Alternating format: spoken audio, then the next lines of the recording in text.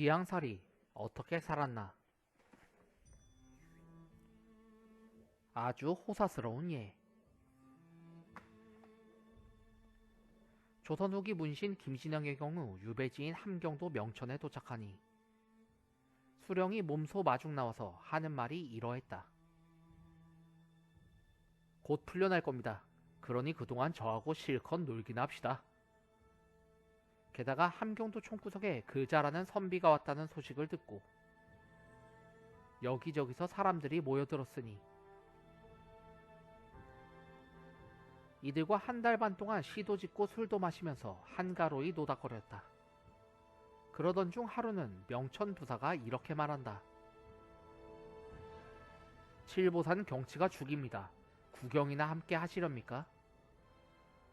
그러면서 수령이 보내준 남녀를 타고 유유자적 칠보산 관광을 즐겼고 53살 나이에 19살 어린 기생과도 어울렸다.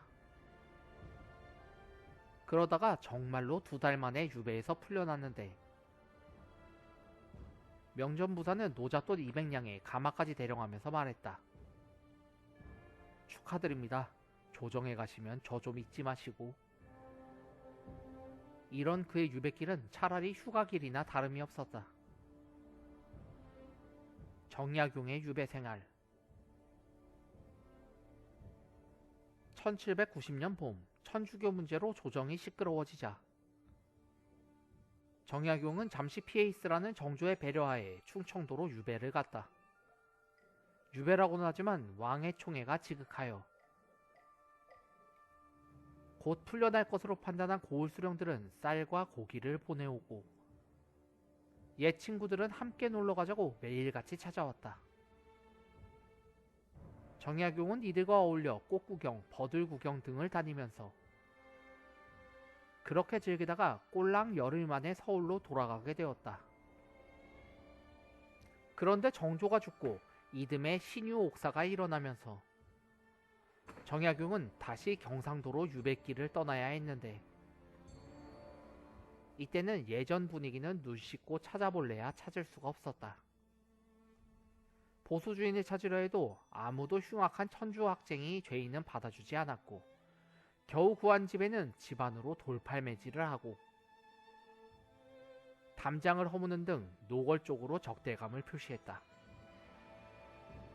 그래서 이리저리 떠돌다가 결국은 성문 밖 노파의 주막집에 얹혀 살게 되었는데 당시 정약용이 아들에게 보낸 편지문을 보면 5달 동안 옷 한 벌로 지내자니 벌레가 살갗을 기어다니는 것 같아 견디기 힘들다고 적혀있다. 지옥 같은 예, 악명 높은 추자도, 그리고 위치알리. 영조 때 추자도에 위치알리된 이진유의 사연은 구구절절하다. 장소도 최악인데 위치알리까지. 유배지에 도착하여 배정된 집에 들어가니 지붕은 벗겨져 있고 문짝에 창호지도 없어. 대나무 조각으로 대충 얽었는데 그래도 찬바람이 솔솔 들어왔다. 방 안에는 이와 벼룩이 득실거리고 파리 모기가 사방팔방으로 날아다녀 창문을 다 가릴 정도인데다 벽에는 지네와 도마뱀이 이리저리 기어다녔다. 평소 호의호식하면서 평생 고생 한번 안 했을 지체 높은 사대부가의 양반이었으니 시쳇말로 지옥이 따로 없었을 것이다. 게다가 추자도의 섬사람들은 너무 낯설었다. 아비와 자식이 큰 소리로 싸움질을 해대는가 하면 무지막지한 오랑캐 말처럼 들리는 사투리 때문에 도통 말이 통하지 않았다. 먹을 것도 부족해서 반찬은 말할 것도 없고 소금 된장도 제대로 먹지 못하다가 정월 초르는 날에 맹물에 떡국을 끓여 바닷물에 절인 배추를 반찬으로 해서 먹었다고 한다. 귀양사리의 호구지책. 관아에서 신경을 써주지 않는 죄수들은 당장 끼니를 이어나가는 것부터가 막막했다. 관아에서는 집집마다 당번을 정해서 정해진 날짜에 죄인에게 밥을 주도록 하기도 했지만 아예 주인이 알아서 책임지게 하는 수도 있었다. 그러다가 매몰찬 당번이나 집주인을 만나면 밥을 굶기가 예사였다. 이러했으니 유배 죄수들은 결국 자기 스스로 호구지책을 알아봐야 했다. 글줄 꽤나 읽은 사람이라면 아이들을 모아서 서당 훈장질을 하면서 양식을 해결하기도 했다. 정약용도 강진해온 이듬해부터는 글방을 열어 생계를 이어가기도 했다. 하지만 그런 재주나 능력도 없으면 날품팔이로 하루하루를 꾸려나가거나 아니면 동냥을 해서 연명하는 수밖에 도리가 없었다.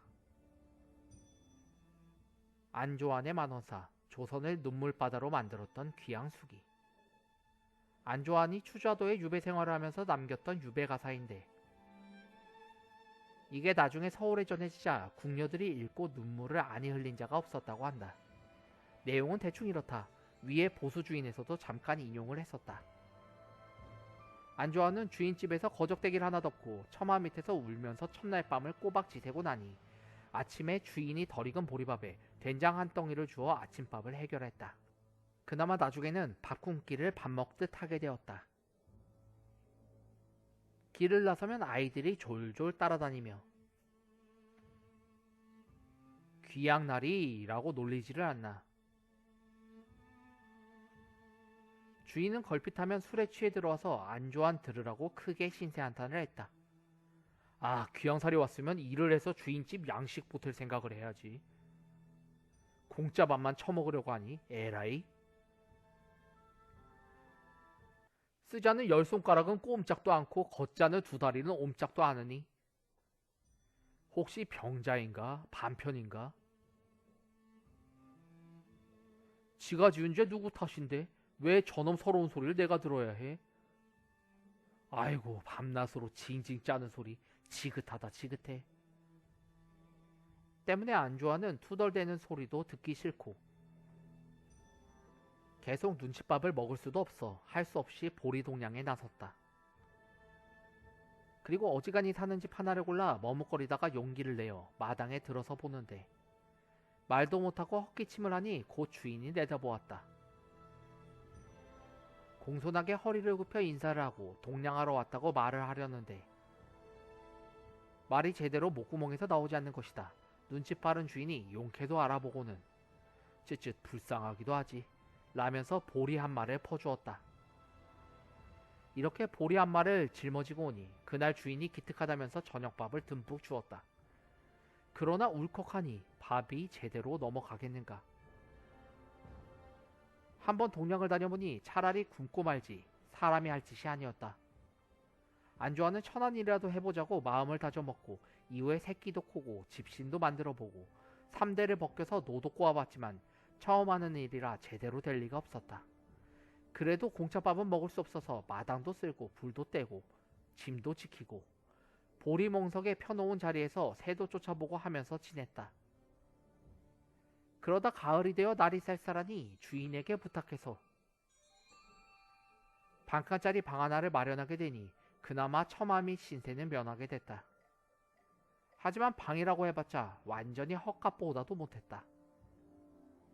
도배도 하지 않는 흙벽 구멍에는 온갖 벌레들이 기어나왔고 대나무를 얽어 문틀을 만들고 돗자리로 가려보았지만 찬바람이 솔솔 들어왔다. 말이 온돌이지 외풍은 세고 불을 제대로 떼지 못해 누워서 눈물을 흘리면 눈물이 얼음 조각이 되어 베개 밑에서 버석거렸다.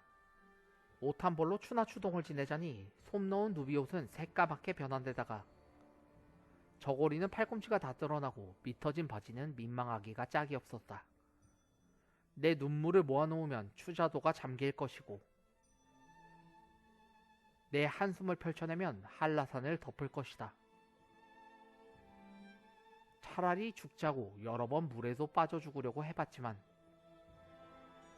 모진 목숨이라 뜻대로 되진 않고 그러다 보니 세월 가는 줄도 모르게 됐다. 동네 꼬마들이 찾아와 떡국 먹고 윷놀이 하자는 말에 손가락을 꼽아보니 바로 그날이 섣달 금음이었다. 에라이, 명절은 얼어 죽을 명절 타령.